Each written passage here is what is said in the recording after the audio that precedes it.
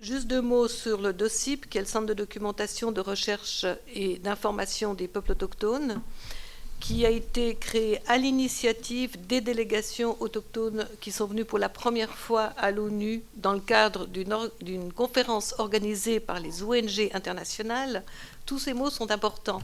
Autochtones, ONG internationale, ONU, ce sont les délégations des peuples autochtones des Amériques, puisque c'était limité aux Amériques à l'époque, qui ont demandé à un groupe de personnes qui avaient d'ailleurs contribué à l'organisation de cette conférence de créer un secrétariat et un centre de documentation à Genève pour que quand ils viennent travailler, ils aient un minimum de moyens.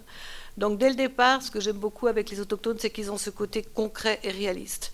Ils savent très bien que les États ont tous les moyens. Eux, ils n'en avaient pas. Ils ont tout de suite cherché d'en avoir. Ils ont cherché la solidarité internationale, tant au niveau des ONG que des Nations Unies.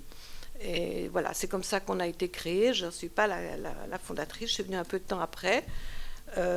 Et maintenant, on est toujours une petite ONG, mais ça fait 35 ans qu'on accompagne les délégations à l'ONU, à Genève, mais aussi à New York depuis l'instance permanente, depuis donc 2002. On les accompagne par des services, on est une ONG de services, et là déjà, je trouve qu'ils ont innové en nous demandant d'être un service et de certainement pas faire de lobby, certainement pas faire d'advocacy, certainement pas leur dire qu'est-ce qui est bon pour eux, mais au contraire simplement de fournir les moyens nécessaires pour qu'eux puissent faire le travail de représenter leur peuple et leur nation à l'ONU, parce qu'ils se sont toujours considérés comme des peuples et des nations. Et d'ailleurs, quand on regarde un peu l'histoire, tant en Amérique du Nord, dans les pays de droit anglo-saxons, qu'en Espagne, ou enfin dans les pays d'Amérique latine, y compris le Brésil, il est vrai, et en Asie aussi, ils étaient considérés 18e, 19e, début 20e parfois encore, comme des nations et comme des peuples. Il y a eu des traités qui ont été passés entre eux et les États, en Amérique du Nord, en Nouvelle-Zélande, au Chili, avec les Mapuches, et en Asie, souvent, les peuples, ce qu'on appelle aujourd'hui les peuples autochtones, c'était des peuples qui, avant la colonisation, avaient des chefferies, des royaumes, qui ensuite ont été intégrés dans des États-nations lorsque ces États se sont décolonisés, mais qui n'ont souvent absolument rien à voir avec ces États-nations. Donc ils se sont toujours considérés comme des peuples et des nations. Ils ont accepté ce que moi j'appelle le quart de fesse qu'on peut mettre sur un demi-strapontin à l'ONU, qui est le statut ECOSOC pour les ONG, c'est-à-dire on nous fait quand même passer par un sacré examen et puis l'approbation des gouvernements pour avoir ce statut, pour pouvoir commencer à parler dans les enceintes. Eh bien, eux, ils ont tout fait pour y échapper. Ils l'ont utilisé lorsqu'ils ne pouvaient pas faire autrement, mais chaque fois qu'ils pouvaient faire autrement, ils ont poussé l'ONU pour s'installer en disant, attendez, au niveau de la sous-commission ou de la commission des droits de l'homme, il nous faut un statut ECOSOC? Non. On discute de nos affaires, on discute de notre déclaration sur les droits des peuples autochtones, pas question de ce qu'on ne soit pas partie prenante de la discussion. Voilà, ils ont toujours eu cette idée-là.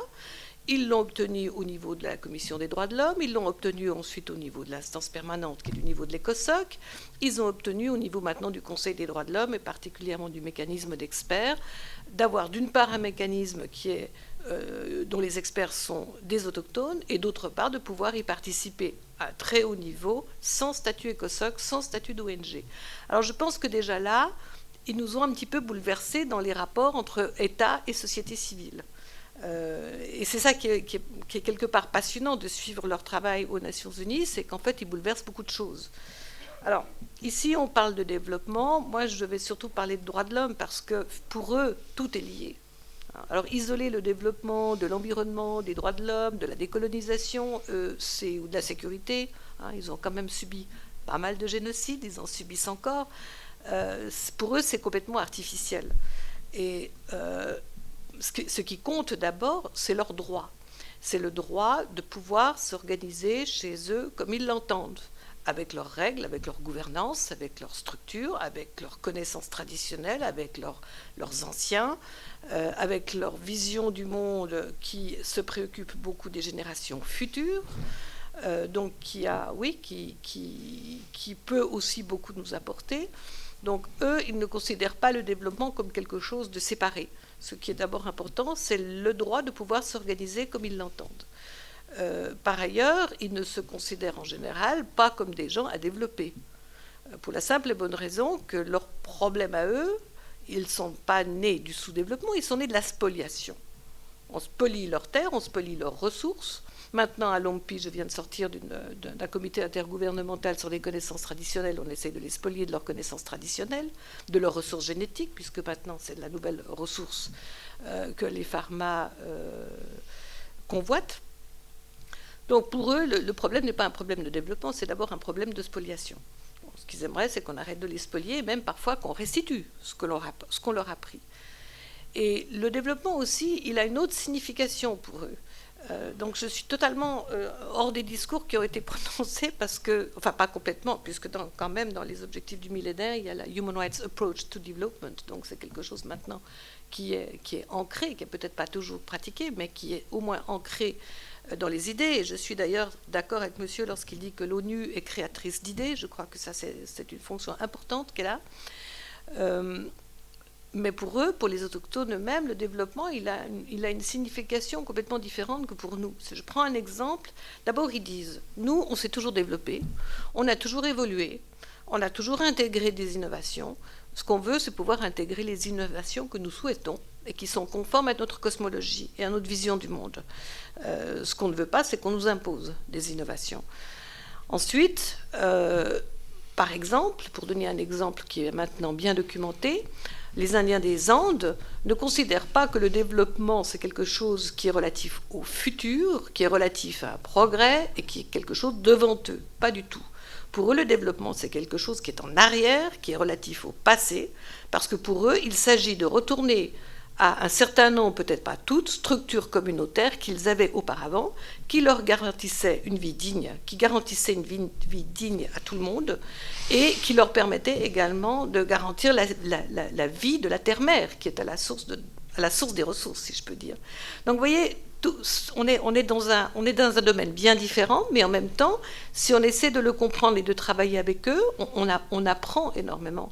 Et on a un potentiel d'innovation chez les peuples autochtones qui, pour moi, est important. Je ne veux pas du tout minimiser leurs problèmes. Ils en ont une série incroyable, mais j'aime bien aussi mettre l'accent sur ce potentiel d'innovation. Et là, je dois dire que l'ONU a fait assez fort. L'ONU a eu une structure qui a permis, même si les autochtones l'ont bousculé, même s'ils ont poussé les limites, même s'ils ont souvent protesté, s'ils ont agi d'une manière extrêmement dynamique, ils ont été beaucoup plus osés que les plus grandes ONG, en tout cas droits de l'homme, qui n'ont jamais osé bousculer les structures de l'ONU comme ils l'ont fait. Mais là, je pense qu'on est vraiment parti du niveau local, des communautés, des organisations locales des autochtones, et qu'on a joint directement le niveau international. Et qu'on a trouvé à l'ONU une structure qui permettait plus ou moins de s'installer, qu'il fallait un petit peu chambouler bien sûr, et surtout, et ça je tiens beaucoup à le dire parce que c'est important, quelques personnes, quelques experts, quelques fonctionnaires, larges d'esprit, intelligents, motivés, qui ont cherché les failles du système pour permettre aux autochtones de s'engouffrer dedans. Et ça, je pense qu'on aura toujours besoin de gens comme ça dans toutes les institutions, à quelque niveau que ce soit.